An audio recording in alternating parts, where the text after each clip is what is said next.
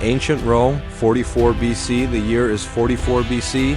You standing in the Roman Senate with 60 other senators ready to hear the latest decrees from the most powerful man in the world, Julius Caesar.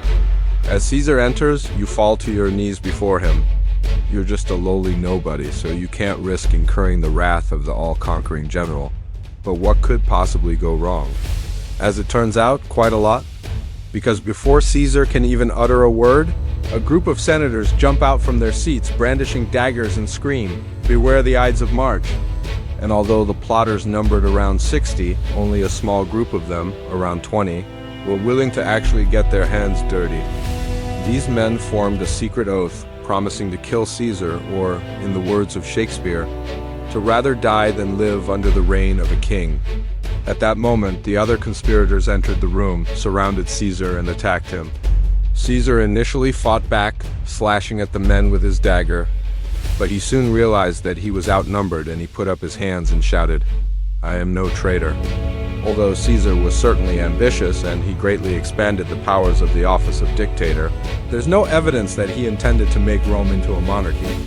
In fact, he ruled more like a king, but he didn't pass down his power to his heirs in any official way. Furthermore, Caesar was beloved by the common people of Rome, who saw him as a champion of the poor and a bringer of stability. In short, Caesar was a complex figure who was both loved and hated in equal measure. Unfortunately, this plea fell on deaf ears. But one thing is for sure, the assassination of Julius Caesar had consequences that echoed throughout history. With that, they set upon Caesar, stabbing him over 20 times until he collapses in a pool of blood.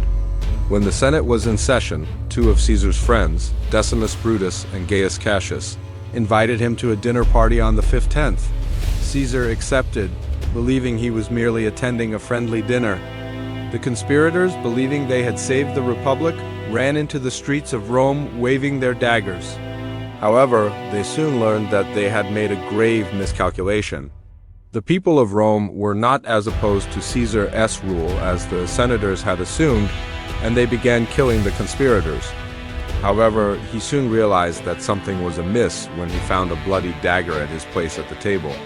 However, they were defeated by Caesar's adopted son Octavian at the Battle of Philippi in 42 BC. Both Cassius and Brutus took their own lives, and the liberators' dream of a free Rome died with them. Octavian, meanwhile, went on to become the first emperor of Rome and ushered in a period of peace and prosperity known as the Pax Romana. Nevertheless, he remained seated and tried to make light of the situation. Although mortally wounded, Caesar manages to utter one of history's most famous quotes, "Et tu, Brute?" before dying. The conspirators, led by Cassius and Brutus, believe they've saved the Republic by killing Caesar, but they soon learn that they've made a grave miscalculation. Caesar's adopted son Octavian, who you might know as Augustus, takes over Caesar's armies and crushes the conspirators.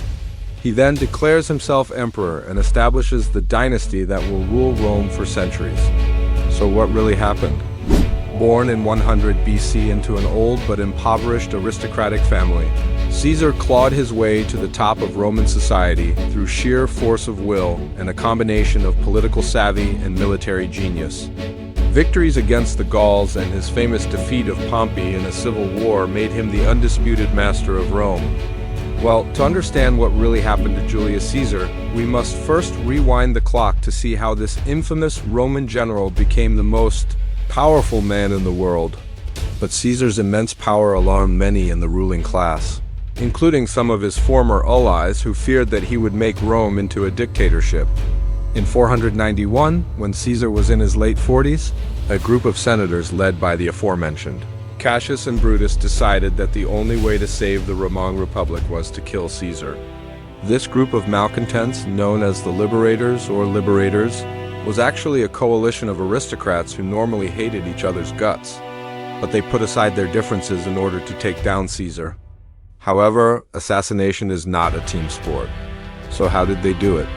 Well, as the Ides of March approached, the conspirators kept a close eye on Caesar's movements.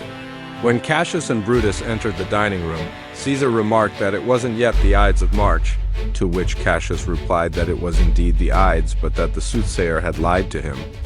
And after receiving over 20 wounds, Caesar finally collapsed and died. Cassius and Brutus fled to Greece, where they raised an army in order to take back Rome. So was Caesar really a tyrant? Whether he would have become a benevolent tyrant or a liberal reformer is a question that will never be answered. Thanks for watching. If you enjoyed this video, be sure to subscribe so you don't miss out on future installments.